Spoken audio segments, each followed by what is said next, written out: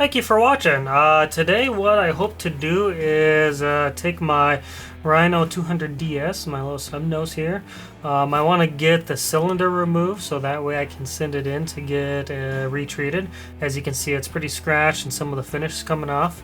So if you're not familiar, this is a very unique firearm. It's a revolver, but the barrel, as you can see, is on the underneath instead of being on the top axis.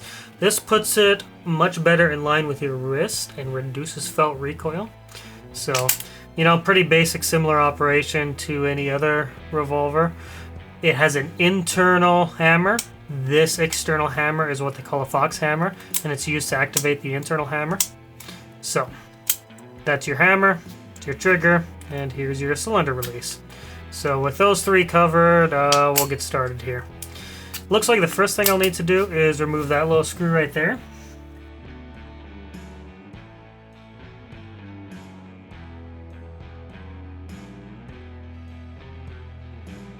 So, we'll set that right there. Pop this forward. Yeah, looks like that pulls the cylinder out just like that. Now it looks like we have a couple pieces here. We'll finish pulling her out like that. Looks like you have this piece, which holds the cylinder on just like that. Looks like you have this sleeve, and then it looks like you have a spring right there. So, set these aside. Now this part I'm a little bit unsure about. Well, it looks like there's a little roll pin right in there. But once we take that roll pin out, we will be good to go.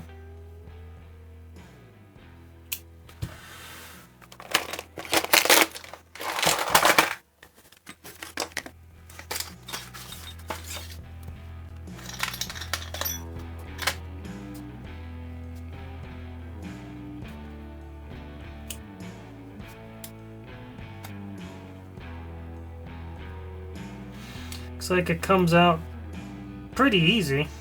No hammer, just need to push it. We'll set that little roll pin right there. Carefully remove that.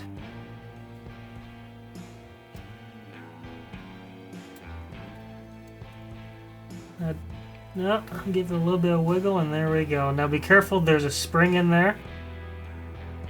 That hooks onto this little button right here.